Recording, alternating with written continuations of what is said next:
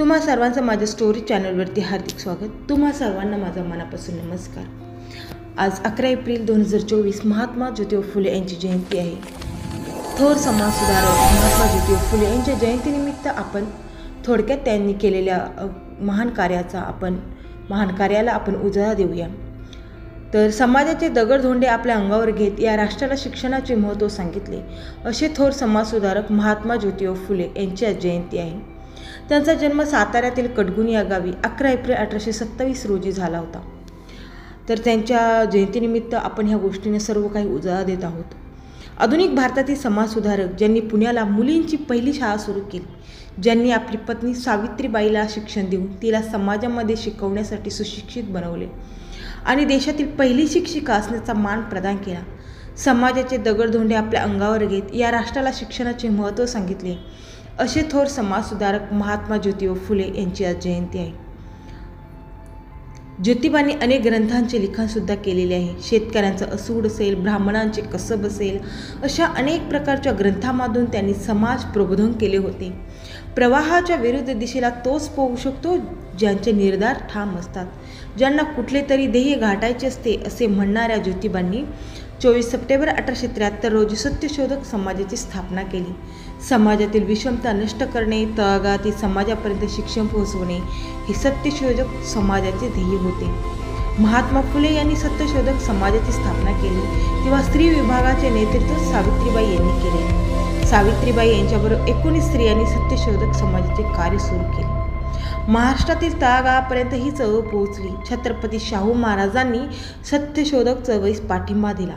सर्वसाक्षी जगतपती, त्याला नकोच मध्यस्थी, हे या समाजाचे घोषवाक्य। सत्यशोधक समाजाने गुलामगिरी विरुद्ध आवाज उठवला, सामाजिक न्यायाची, सामाजिक पुनर्रचनेची मागणी केली।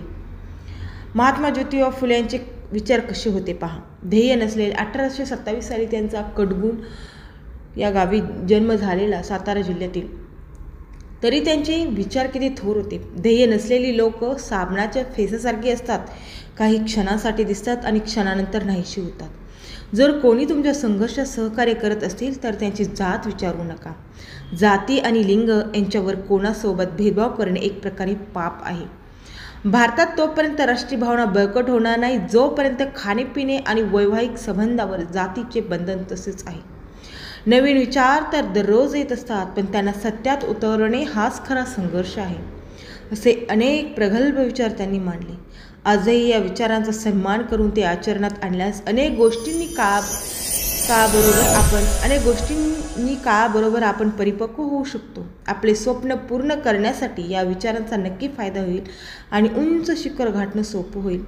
तर अशा प्रकारे महात्मा ज्योतिबा फुलेंच्या जयंतीनिमित्त त्यांचे आपण असे थोर विचार पाहिले आहेत आणि ह्या थोर समाजसुधारकामुळेच मुलींची पहिली शाळा जी आहे ती महात्मा ज्योतिबा फुलेंनी काढली, ज्यामुळे आज प्रत्येक मुली स्वावलंबी झाल्यात। प्रत्येक घराघरातल्या प्रत्येक मुलींना शिक्षण दिलं जात आहे। आज हे कुठेतरी त्यांच्या कार्याचा गौरव म्हणून आज आपण जयंती साजरी करतो आहोत आणि हे सर्वांनी लक्षातही ठेवायला हवं।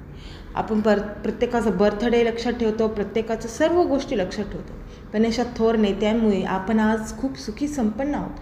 ह्या गोष्टी आपण कधी विसरता कामा नये, म्हणून आज जयंती साजरी केली जाते।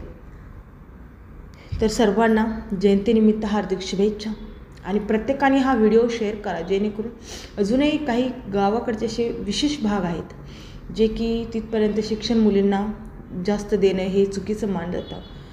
लवकर लग्न करणं मी स्वतः एक्सपिरियन्स घेतला आहे, त्याच्यामुळं ह्या गोष्टी अजूनही गावापर्यंत, खेड्यापाड्यापर्यंत असे काही गावं आहेत जेणेकरून तिथं पूर्णतः पोचलेल्या नाही ते, आणि जरी पोचल्या तरी त्यांचे विचार, तिथल्या लोकांचे विचार ते ॲक्सेप्ट करत नाही की मुलींना शिक्षण दिलं पाहिजे किंवा मुलीही शिकल्याही पाहिजे। तर बऱ्याचशा असं मी उदाहरणं पाहिलेली आहेत की त्या मुलींना आजही चूल आणि मूल असंच राबवलं जातं। तर त्यांच्यासाठीच हा व्हिडिओ जेवढा होईल तेवढा शेअर करा, जेवढा होईल तेवढा व्हिडिओला कमेंट करा, शेअर करा, जेणेकरून हा व्हिडिओ जास्तीत जास्त लोकांपर्यंत पोचला तर खूप सारे लोक, ॲटलिस्ट 50 लोकांपैकी एका माणसाचे विचार जरी बदलले ना तर खूप काही भेटल्यासारखं होतं। आणि महात्मा ज्योतिबा फुले यांच्या जयंतीनिमित्त सर्वांना हार्दिक शुभेच्छा मी देते आणि त्यांच्या थोर अशा विचारांचा आपण कायम सन्मान करतो, आदर करतो आणि कायम जोपर्यंत पृथ्वी आणि सूर्य आहे तोपर्यंत त्यांच्या विचारांचा, प्रत्येक क्रांतिकारकांचाच आपण त्यांच्या विचारांचा सन्मान करूयात आणि ही संस्कृती अशीच कायम रुजवावी अशी माझी मनोमन इच्छा आहे.